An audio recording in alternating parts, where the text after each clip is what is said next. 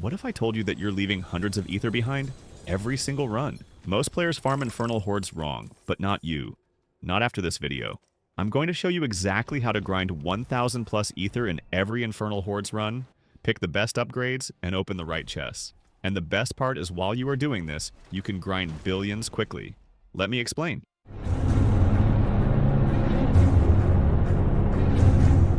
In Season 10, officially released by Blizzard, Infernal Hordes will receive significant updates and an increase in drop rates.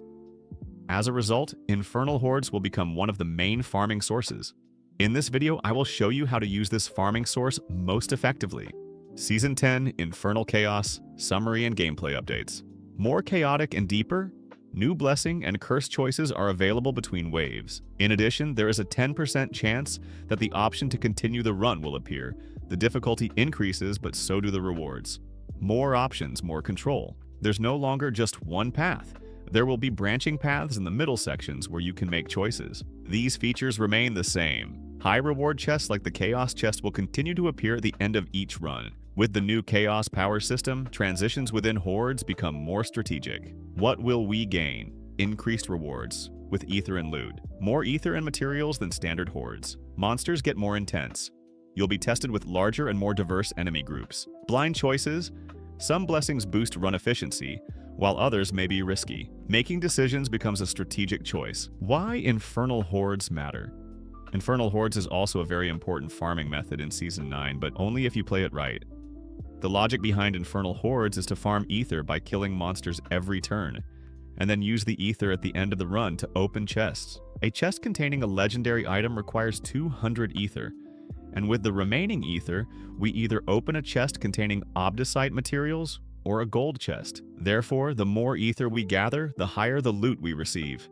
Each run yields 1,000 plus Aether, high-tier gear, a large amount of materials, and temper reset parchments.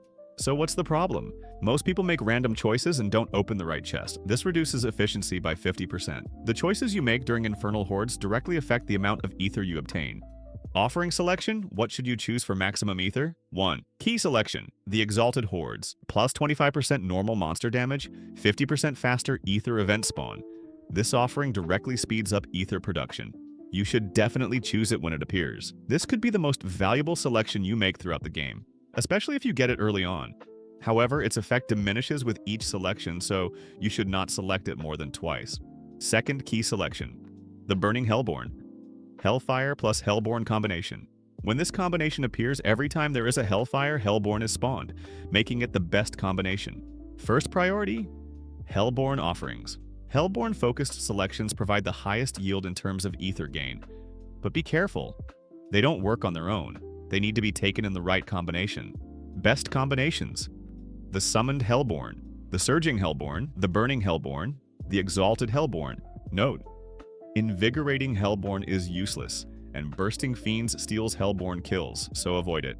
Option 2. Aether Fiend offerings. If Hellborn offerings are not available or are delayed, switch to Aether Fiends. What to choose? The Surging Elite, the Exalted Elite, the Unstoppable Elite, the Teeming Masses, the Summoned Lords. 3. Last resort, Flat Aether reward offerings. If Hellborn and Aether Fiend offerings are not available, choose options that provide flat Aether.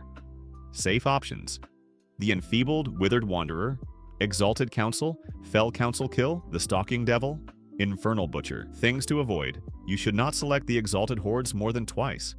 The Insatiable Spires.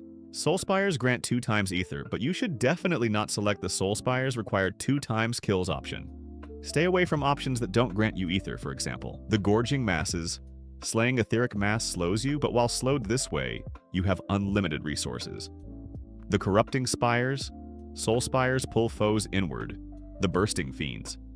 Aether Fiends explode and damage foes. Which chest should you open at the end? You've reached the final stage. There are 3 different chests, each offering a different reward. The Spoils of Greater Equipment chest opens with 200 Aether. Definitely open it. Then, depending on your needs, you can open either the Spoils of Materials or the Spoils of Gold chest. However, my recommendation is always to open the Spoils of Materials chest. This is because the amount of gold you will receive from the Spoils of Gold chest will be low. Recommendations: you should always play 10 waves of Infernal Hordes.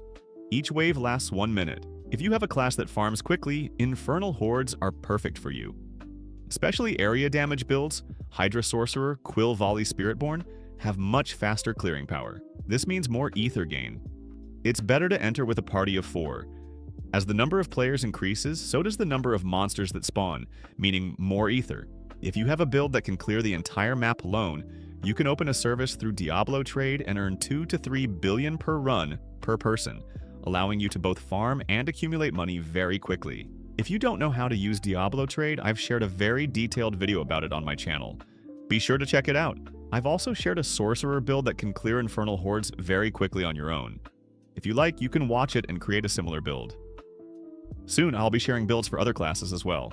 Subscribe and stay tuned so you don't miss them. So there you have it. Now you know how to maximize every Infernal Hordes run and farm 1,000 plus Aether consistently.